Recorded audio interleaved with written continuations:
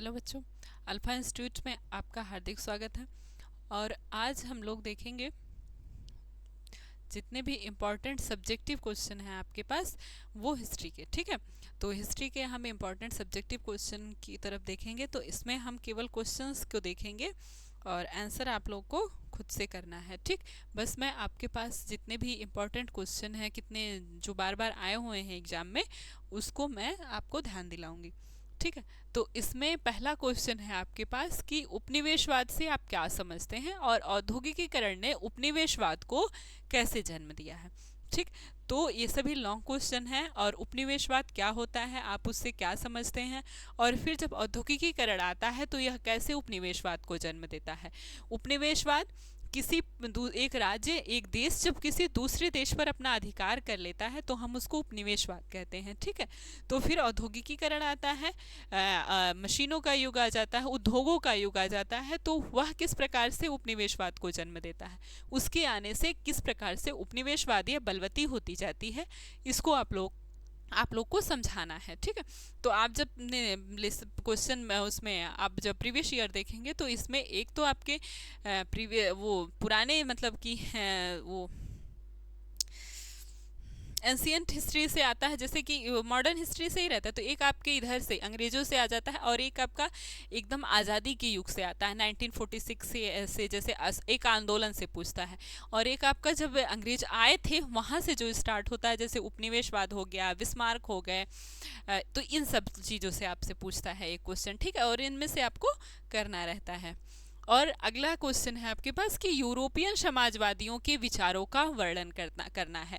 Europe का जो समाज था, यूरोप के जो समाज के लोग थे, उनके किस प्रकार के विचार थे, तो उनके विचारों को आपको वर्णन करना है, उनके विचारों को बताना है। जर्मनी के एकीकरण में बिस्मार्क की क्या भूमिका है। ठीक है, अब जर्मनी के एकीकरण में फ्रांस का किस प्रकार से उदय होता है, तो ये सभी चीज़ें आपकी बहुत महत्वपूर्ण है, जर्मन और फ्रांस। तो जर्मनी के एकीकरण में जो बिस्मार्क की क्या भूमिका है, बिस्मार्क ने अपनी क्या भूमिका अदा की, इसके बारे में आपसे पूछता है। और फिर आपके देखिए इधर से पूछता है एकदम 19 से एकदम प्लस से पूछता है, मिड 19 से, कि सविनय अवज्ञा आंदोलन के क्या कारण है। गांधी जी ने सविनय अवज्ञा आंदोलन शुरू किया, अब इसके क्या कारण है, क्यों शुरू किया इन्होंने सविनय अवज्ञा आंदोलन, तो पहले बताएंगे कि सविनय अवज्ञा का क्या अर्थ होता है। फिर सविनय अवज्ञा आंदोलन गांधी जी लेके आए, गांधी जी कब आए, कब लेके आए, क्यों लेके आए, तो इन सब के बारे में बताना है, कारणों की ही चर्चा करनी है। तो इसके बारे में आप देख लेंगे। और अगला क्वेश्चन है कि रूसी क्रांति का विश्व पर क्या प्रभाव पड़ा। तीन क्रांति आपकी महत्वपूर्ण है, एक तो जर्मन का एकीकरण हो गया, एक फ्रांस की क्रांति हो गई, एक रूस की क्रांति हो गई। ठीक है, तो ये दो क्रांतियां आपकी महत्वपूर्ण है। और एक आपका जर्मन का एकीकरण, उसमें बिस्मार्क की क्या भूमिका अदा की है बिस्मार्क ने, और फिर जर्मन का एकीकरण इस प्रकार से भी पूछ सकता है। तो रूसी क्रांति का विश्व पर क्या प्रभाव पड़ा, ये बताना है कि पूरे विश्व का रूसी क्रांति पर क्या प्रभाव पड़ता है। फिर अगला है कि भारतीय राष्ट्रीय आंदोलन में गांधी जी के योगदान का वर्णन करना है। भारत में जितने भी राष्ट्रीय आंदोलन हुए हैं उसमें गांधी जी ने क्या योगदान दिया है, गांधी जी ने कितने आंदोलन चलाए हैं। तो गांधी जी का समय चंपारण से शुरू होता है, भारत में पूछा है। तो दक्षिण अफ्रीका में नहीं, भारत में जाएंगे तो भारत में जब गांधी जी का समय शुरू होता है 1916 से 17 से 1915 में वो आ जाते हैं, तो उसके बाद से गांधी जी ने भारत के राष्ट्रीय आंदोलन में कौन कौन से योगदान दिए। ये तो उनका क्षेत्रीय आंदोलन था, चंपारण हो गया, खेड़ा हो गया, और अहमदाबाद किसान आंदोलन, ये सब इनके जो थे क्षेत्रीय आंदोलन थे। फिर उसके बाद राष्ट्रीय आंदोलन में सविनय अवज्ञा आंदोलन हो गया, असहयोग आंदोलन हो गया। तो जितने भी आंदोलन गांधी जी ने शुरू किए थे उसके बारे में हमें बताना है, उनकी क्या क्या योगदान है भारत को आज़ाद कराने में। ठीक है, यूरोप में राष्ट्रवाद को फैलाने में नेपोलियन बोनापार्ट किस तरह से सहायक हुआ है। ठीक, इस क्वेश्चन को आपको करना है कि यूरोप में जो राष्ट्रवाद फैलता है, राष्ट्रवाद की जो भावना फैलती है, उसमें नेपोलियन बोनापार्ट की क्या भूमिका है, नेपोलियन बोनापार्ट किस प्रकार से उसमें यूरोप को राष्ट्रवाद फैलाने में, यूरोप में राष्ट्रवाद फैलाने में किस प्रकार से नेपोलियन बोनापार्ट सहायक की भूमिका निभाता है। अब अगला क्वेश्चन है आपके पास समाजवाद और साम्यवाद। ठीक है, समाजवाद और साम्यवाद से आप क्या समझते हैं? तो समाजवाद क्या है और साम्यवाद क्या है, पहले इसको बताएंगे, फिर आप उसमें अंतर भी बता सकते हैं। बस डिपेंड करता है कि आपसे क्वेश्चन कहाँ पूछा गया है, लघु में पूछा गया है, अति लघु में पूछा गया या दीर्घ में पूछा गया। वैसे सभी क्वेश्चन यहाँ पर दीर्घ में पूछा गया है। ये आपके लघु से भी आ सकता है कि समाजवाद और साम्यवाद से आप क्या समझते हैं। तो दोनों को हेडिंग डाल डाल के आपको लिखना है कि समाजवाद क्या है और उसमें आपके क्या विचार हैं, और साम्यवाद आप किसे कहते हैं। ठीक, अब अगला क्वेश्चन है कि अखिल भारतीय राष्ट्रीय कांग्रेस की स्थापना कैसे हुई है, इसके प्रारंभिक उद्देश्य क्या हैं।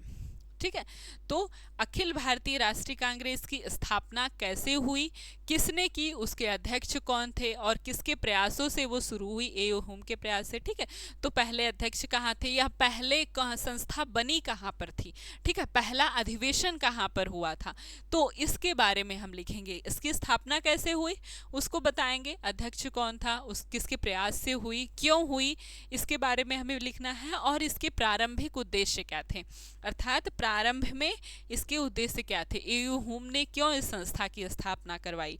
ठीक है, अंग्रेजों के क्या उद्देश्य थे, एओ हुम जो था, एओ हुम ये अंग्रेज का था, अंग्रेज था, तो इसने इस संस्था में अपना योगदान क्यों दिया और भारतीयों ने इसको क्यों चाहा कि एओ ह्यूम के द्वारा ही इस संस्था का उद्घाटन हो या संस्था इसके मुख्य भूमिका के रूप में एओ ह्यूम आए, क्योंकि इससे अंग्रेज मना नहीं कर सकते थे। अंग्रेज जो वायसराय था, जो गवर्नर था उस समय, वो अंग्रेज होने के नाते मना नहीं कर सकता था। उन्हें लगा कि एक इन्हें कोई मंच मिल जाएगा, जैसे कि कांग्रेस, ये जो राष्ट्रीय कांग्रेस एक मंच है, एक मंच मिल जाएगा, तो ये क्या करेंगे, तो यहाँ से अपने आंदोलन को करेंगे और धीरे धीरे हम इनके आंदोलन को बंद कर देंगे। तो भारतीयों में आक्रोश नहीं आएगा, ये आंदोलन नहीं करेंगे, कुछ इस प्रकार से कुछ हिंसात्मक घटनाएं नहीं करेंगे, लेकिन फिर ये इनको भारतीयों को एक मंच मिल जाता है और यहीं से आंदोलन शुरू हो जाता है। ठीक है, तो इसके प्रारंभिक उद्देश्य क्या थे, ये शुरू करने का, कांग्रेस को शुरू करने का जो उद्देश्य था वह क्या था, और फिर कांग्रेस की स्थापना किस प्रकार से हुई, आपको इसके बारे में लिखना है। ठीक, अब अगला क्वेश्चन है आपके पास कि साइमन कमीशन क्या था और वापस जाओ के नारे क्यों लगाए गए। ठीक है, साइमन कमीशन ये भी बहुत महत्वपूर्ण है। साइमन कमीशन क्या था, ये कब भारत में आया, किसने लेकर, कौन लेकर के इसको आया, और यह वापस जाओ के नारे क्यों लगे थे। ठीक है, तो इसमें कोई भी हिंदू नहीं था, हिंदुओं के लिए, भारतीयों के लिए यह कानून था, लेकिन कोई भी भारतीय सदस्य नहीं था, सभी अंग्रेज थे। ठीक है, तो किसने लगाया साइमन कमीशन वापस जाओ, यह नारा किसने लगाया और यह नारा लगा क्यों, और साइमन कमीशन क्या था, इसके बारे में हमें लिखना है। ठीक है,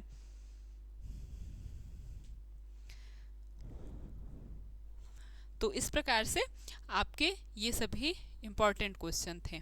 ठीक,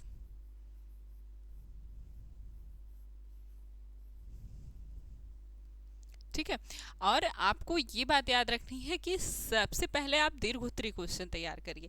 दीर्घोत्तरी क्वेश्चन क्या होते हैं कि आपको वो मार्क्स ज़्यादा दिलाते हैं, 4 नंबर।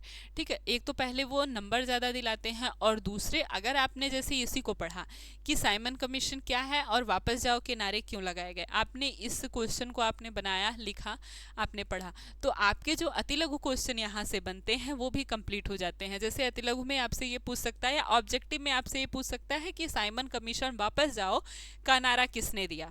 ठीक है, या साइमन कमीशन क्या है, ये आपसे अति लघु में पूछ सकता है, लघु में पूछ सकता है, तो आपसे यहाँ से आपके दोनों क्वेश्चन तैयार हो गए। ठीक, इसी प्रकार से इधर भी आप अखिल भारतीय कांग्रेस की स्थापना कब हुई, उसके अध्यक्ष कौन थे, उसके संस्थापक कौन थे, तो ये सारे ऑब्जेक्टिव क्वेश्चन आपके यहाँ से तैयार हो जाते हैं।